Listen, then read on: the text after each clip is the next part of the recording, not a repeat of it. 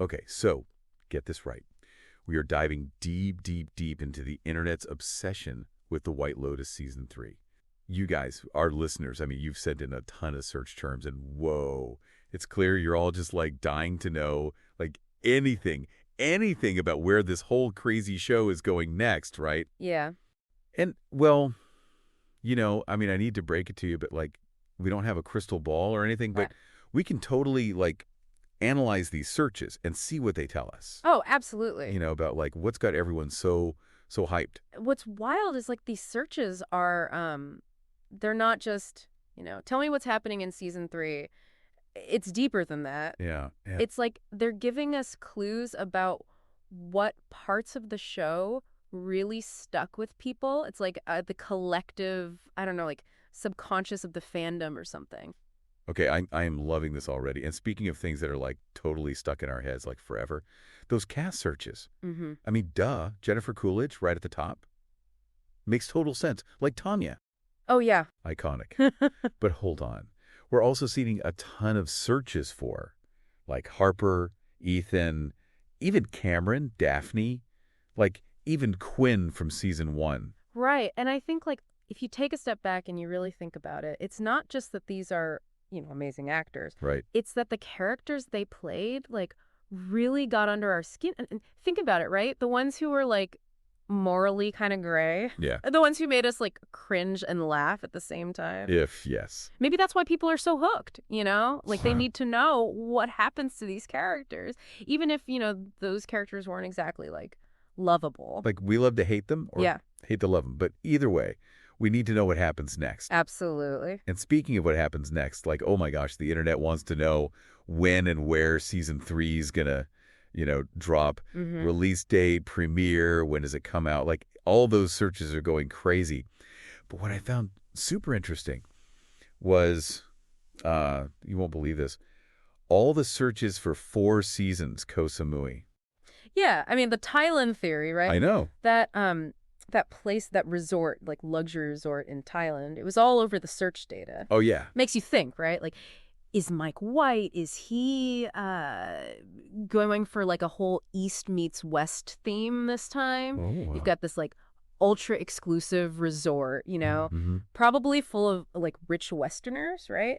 And then boom, the whole backdrop of Thai culture, like right there. Right. The potential for like social commentary, oh man, it's huge. Oh my gosh. I'm already picturing it. All the like awkward encounters and the cultural misunderstandings and the clash of values. Oh, Oh yeah. it's going to be like pure White Lotus gold. And speaking of gold, Mike White himself, like he's another huge search term. Mm-hmm. And I kind of think people are realizing like he's not just, just a writer and director. He's more like, I don't know, like he's a cultural anthropologist or something. Like he's dissecting us, Oh yeah. all our little behaviors. And he does it in these like super uncomfortable, but also weirdly relatable ways. He really does. It's like, It's amazing. he's got this knack, right, for like taking all these anxieties we have as a society, whether it's about, I don't know, like money and class, relationships, or just like the whole crazy struggle of trying to be happy. Even when you're at a 5-star resort, he just gets it. Yes, he gets it. Which actually, that brings us to one search term that was like really interesting. I don't know if you noticed this one, but lorazepam. Oh yeah, that one definitely stood out. Right. So, okay, quick little explainer for anyone who's like, what is that? It's a medication for like anxiety. Right. And like, I got to wonder, right? Are people searching for this because they're like genuinely relating to all the characters' anxieties? Yeah. Or like, is it more of a, I don't know, fascination with this like darker, more messed up side of like wealth and privilege? You know what I mean? That's a really good question. And honestly, I think like it could be both, right? Oh, yeah. Like part of what makes Mike White so brilliant is that he creates these situations that are like totally hilarious, but also kind of disturbing. Mm-hmm. Yeah. He wants at those like universal anxieties we all have, no matter who we are or like how much money we have. So true. So, okay, wrap up time. We've got an audience that's obsessed with like super complex characters, gorgeous locations, and a creator who is basically like a master of like social commentary. It's not hard to see why everyone's freaking out about season 3. But here's what I want to know. Like, as we're finishing up this deep dive, what really stood out to you from all these searches, and what are you hoping to see in season 3? Tell us, because we're dying to know. Yeah.